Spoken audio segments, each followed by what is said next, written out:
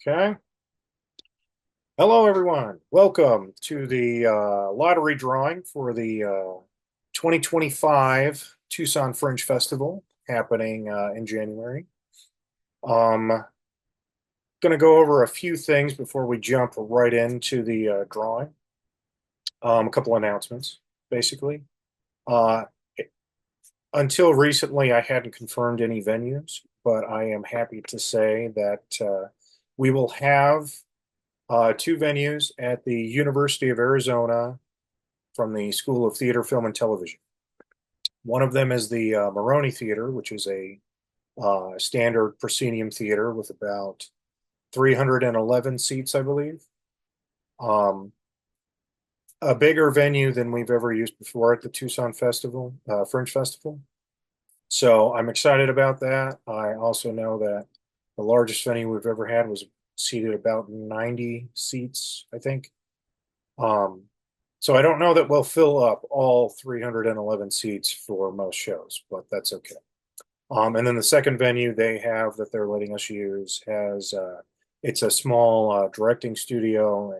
I believe it seats 56 people, maybe somewhere around 50 seats. So it's a little more intimate because the performer's closer to the audience. But I'm really excited that we have these really nice venues that we can use. Um, so yeah, we will see how that goes. As far as which performers end up in which venue, it's going to be determined primarily by what their technical needs are. So if you feel like you were slighted because you ended up in the smaller space, that was not the intention. It was about what your show's needs were. Um, but that won't happen till much later after the drawing.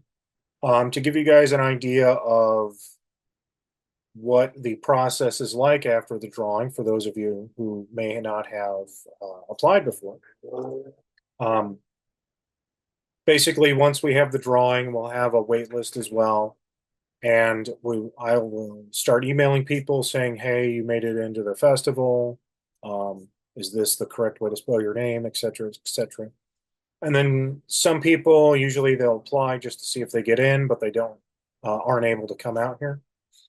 Um, so we'll go through and make sure everyone is still available for those dates, and then send out performance agreements, which go over registration fees and deadlines and all that stuff. So all of that will happen after this.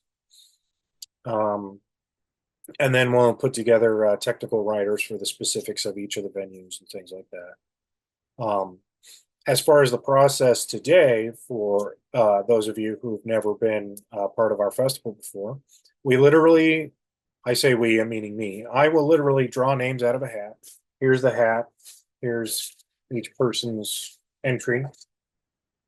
Um, and we had about 50 applicants this year, which is great. It's a good number. Um, we only had one person apply for a Zoom, live on Zoom performance. So we will allow them into the festival, and I already have their name out right now. That is Mary Gullerman. I might be saying her last name wrong. From Topanga, California, with their show Love on the Other Side of Death Part 2, Meet the Rook.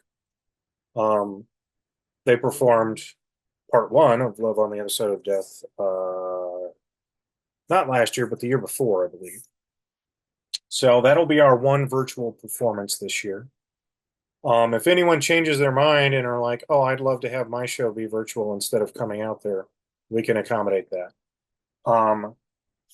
Next up, we started a new thing last year with a short performances, about 10 to 20 minutes, and doing a short performance showcase. So one time slot for about an hour would be feature 3 to 4 performers. And it went well enough last year that we wanted to, try again. We usually look for a minimum of 3 performers, and we only had 3 performers apply for the short performance showcase. Um, So they will get the opportunity to perform with us. One of the reasons that I started or pushed for this idea is a lot of times we didn't have as many local artists applying because they just couldn't afford it. So we gave a cheaper option for them, and I'm hoping that this will grow into something larger. But first up, we have Molly Schenk. I think I'm saying the name right, from Phoenix, Arizona, with their short performance titled Enjoy. And then we have Sherry Mulholland from Tucson, Arizona, with their show Salt Patterns Shifting. And again, these are short performances of about 10 to 20 minutes. And then we also have Rick Wind Herrera, who I believe is joining us in the Zoom call from Coolidge, Arizona, with their show Nana. So I'm excited that we got enough applicants for this short performance again to hopefully make this a bigger part of the festival at some point. And now, what everyone's really excited about is the live in-person shows, the full shows. They're at least 45 minutes to an hour. That's all these people here. Now, again, keep in mind, um, if your name isn't drawn as part of the main group, we often have people who have to cancel.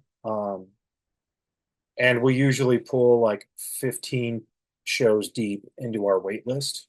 So there's still a chance you can be in the festival. We just might be contacting you in like November saying, hey, a spot opened up. Do you want it? So just keep that in mind if you were not chosen today for part of the festival. Um, all right. So we're going to get started. I'm just going to shake this up and I'm going to not look at what I'm pulling out here. This is the tedious part that's going to take a while just because we'll pull so many things. Okay. All right. First up, we have Sarah McMillan from Tucson, Arizona, with their show Psycho Sarah. Very exciting. Now, if you'll all indulge me for a moment, I number these so I can remember what order everybody's in. And then keeping track of how many shows we have available. We have some questions in the chat.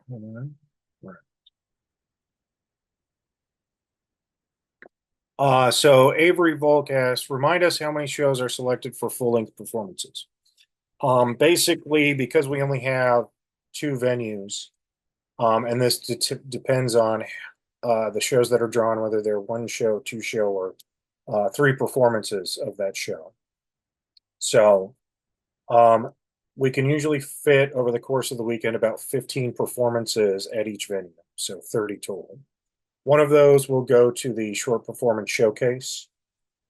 So there's a max of 29 more. That does not include Zoom performances because that's virtual, so it's like a whole other venue.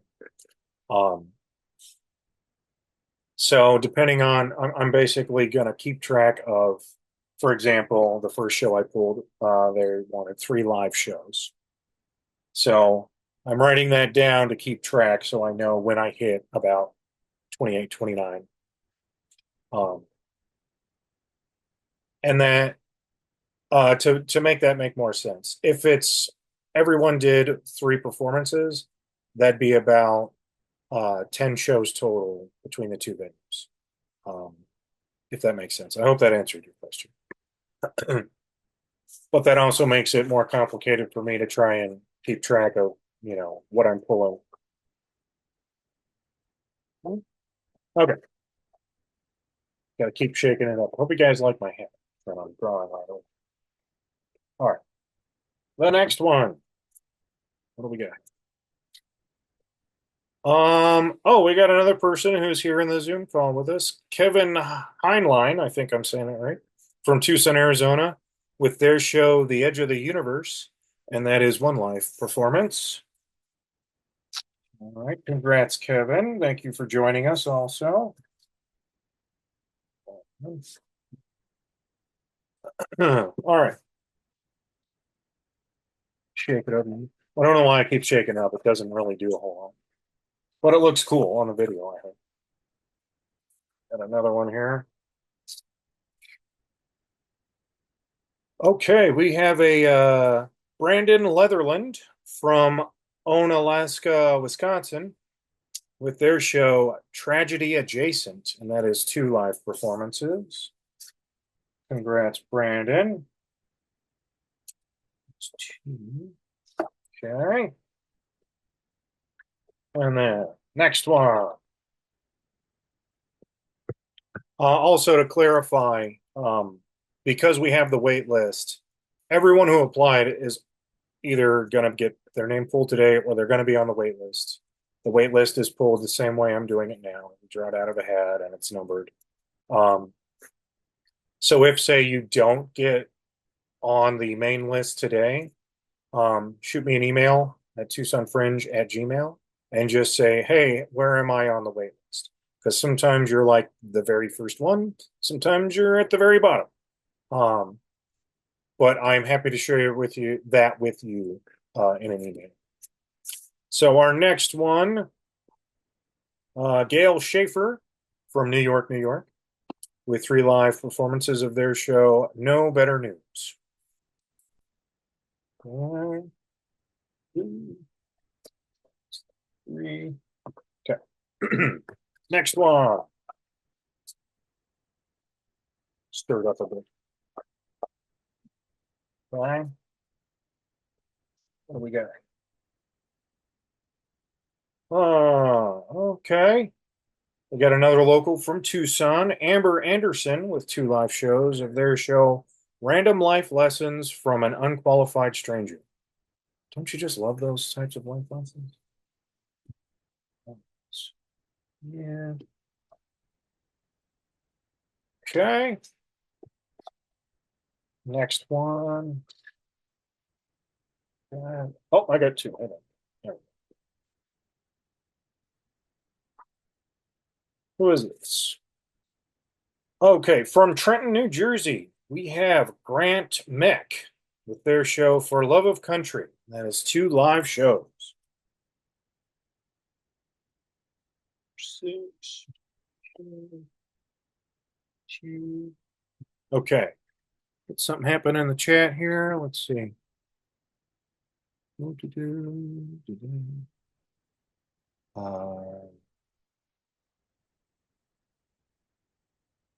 oh, all right. Thank you, Ricardo, for joining us. We'll see you another time.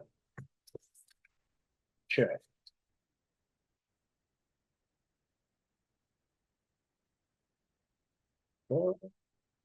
Next up, we have from Tallahassee, Florida, Rachel Hunter with 2 live performances of their show, Agnes and Agatha. For anyone who maybe didn't know or wasn't aware of some of the things the governor of Florida said, um, let's just say he said some not nice things about fringe festivals. So, and this all happened right before our applications open in July. So I offered free application fees to any Florida residents. And we got quite a few, I think 4 or 5, which is more than we usually get because Florida to Tucson is a long way to travel. All right. Let's see. Oops, upside down. Oh, we got another person who's joining us in the group chat. I say group chat, it's a Zoom call. From Tempe, Arizona, Chelsea McCasland, I think I said that right. 2 live performances of their show, Scratch Sketch Comedy, which sounds fun and exciting. Okay. Okay. You'll give me a moment to do some math because I haven't been keeping track.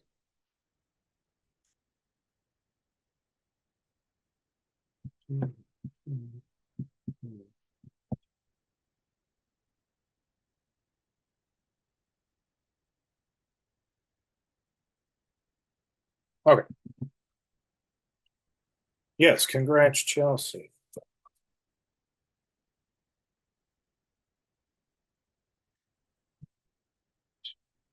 Well, that's a big one, huh?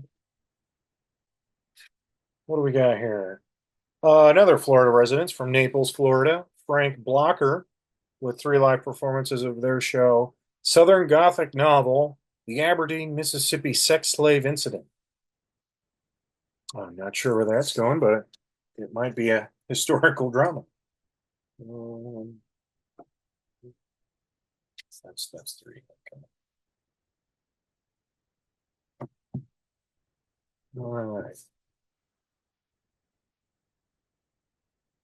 Move on. Oh, the chat thing's happening. Yes.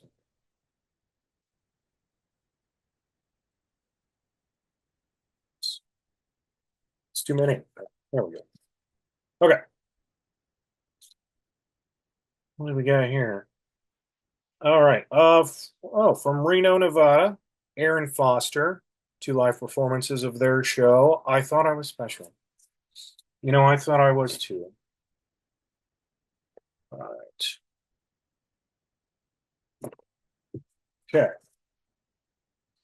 Oh, we got someone joining us. I think. Come on, phone, work with me. Just want to double check that they are on the list of people who should be on the list. Yes. All right. There we go. Come on. There we go. All right. Gonna move right along. We only got a few more spots left. So let's see when we get to it. Okay. Oh, upside down again. Okay, I can't talk anymore. From Philadelphia, Pennsylvania, Kat Siciliano with two live performances of their show, Eve. We are getting a lot of two shows. That doesn't often happen. All right. Moving right along. Looking away. Oh, all right. What do we got here? Oh, we have a repeat offender, as I like to say. Um, Maddie Natoli from Phoenix, Arizona, performed at our festival last year. Uh, they're doing three live performances of Every Fruit Fly Goes to Heaven. Well, that's nice. Okay. Welcome back, Maddie. Okay. All right. So we're just about maxed out on our spots for the main performance list. So this will probably be the last one for that.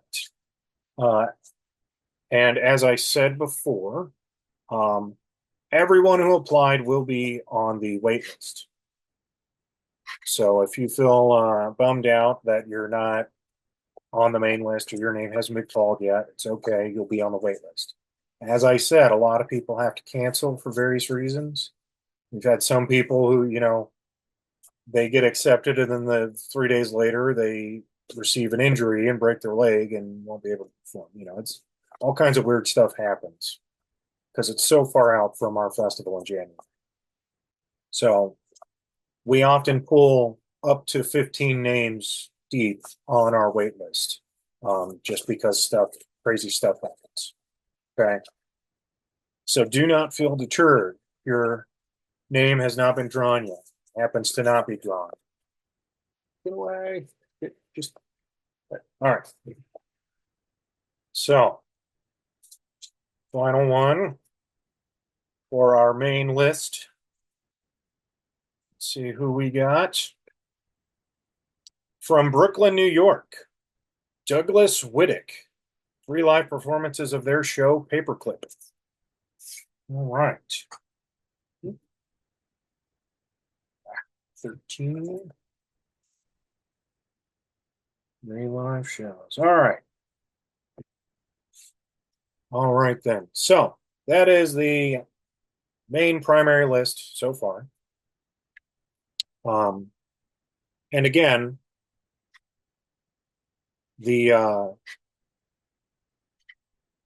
oh yes, I can. I will put that in the chat. I can. Yeah. So it's basically our same email. You can, if I can type right. Okay. Email is in the chat. So if you would like to know where you land on the wait list, it's there. Um, so I will do the wait list after we finish up here. Um, if you guys have questions, I see there's a hand raised. You can unmute and you can ask those questions now. Um, but for the wait list, I'll just quickly finish pulling names after ending the Zoom call. And then if you would like to know where you land on that, just shoot me an email and I'll reply. If you have friends who have applied as well and you want to know where they are, I'm sorry, I will only tell that person um, where they ended up on the wait list just for privacy reasons. But yeah, if anyone has any questions right now, feel free to either put it in the chat or unmute yourself and ask your question. Um, I don't think there's anything else at the moment to announce for the festival. Um, oh, it was on the application, but the festival will be January 9th through the 12th, 2025. Um, and the 9th is a Thursday. We won't have any performances on the Thursday, but we might have a little get together or something that hasn't been planned out yet. But yeah, if anyone has any questions, concerns, Hi, this is Sabrina. Thank you so much for this. yeah, I just wanted to say my question out loud because I thought it'd be easier than trying to write it in the yeah, no, chat. that's fine. Yeah. Cool. I just realized that this totally a slip up on my part. I must have missed this from the informational session or forgotten when I did the application. I hadn't realized that the number of pieces that we were, or excuse me, performances that we requested to have would influence like what the accepted pieces would be, like the number of lottery drawings. I thought it Mhm. was I thought I had that's totally on my part that I missed that information. I thought it would be something that's factored in post in terms of like negotiating Mhm. how many performances each. All that to say, I just wanted to check when it comes to the wait list, and if for some reason we were to get off of it, um, can can it be I guess this is just making me think that I would really like to make sure that to make space for other artists and things. So Mhm. uh if for instance like I said that I would like to have three performances, would it be something where I could say, "Oh, no, please two," because we just love to have more people get to show their art. Yeah, yeah. If it um turns out that for whatever reason you were like, oh, I asked for three, I'm happy to have one or two, that is not a problem. Generally, because a lot of times how many shows we have is determined by how many venues that we are able to acquire. And full disclosure, we are not as financially stable as we were before the pandemic started. So that is, and then also a lot of venues have increased their rental prices and things like that. So it's been challenging. Um, but yeah, if you decided, oh, I'd rather have one performance, or if you decide, oh, I'd rather do my show live on Zoom, if you feel that your show is able to do that, that would certainly open up space for other performers, and we're happy to try and accommodate. And usually, what we do is with this first initial list, we go through and find out, who's still available. And then let's say everyone's available and we have our thing to start making a schedule. We'll start putting the pieces together and we'll go, oh, it's weird. The math worked out differently. We still have one spot open. And then we'll, reach out and see if we can fill that spot. Um, Usually the math, uh, does not work out in our favor in that way. And it's like, oh, we only have two spots for this person who asked for three. Um, but again, we'll email everyone and kind of go through those details and work it out. Um, but no, if you as an artist were like, I want other people to perform their show still, it is totally up to you to change the number of performances. Nothing is set in stone yet. We haven't sent out any, contracts or anything like that. Um, but initially, the first thing I'll do is send everyone an email, making sure they're still available, making sure that their name is spelled correctly before we have them sign any agreements and things like that. Sometimes people's show title changes as they're developing their show, so we'll confirm that as well. Um, but I hope that answers your question. And usually in the past, we've been able to have more venues, meaning more artists can perform. It's just been difficult the last couple of years. Got it. Thank you so much. I appreciate it. Yeah, no problem. Is there anything else anyone would like to know? Questions, concerns, compliments? I'll accept any compliment.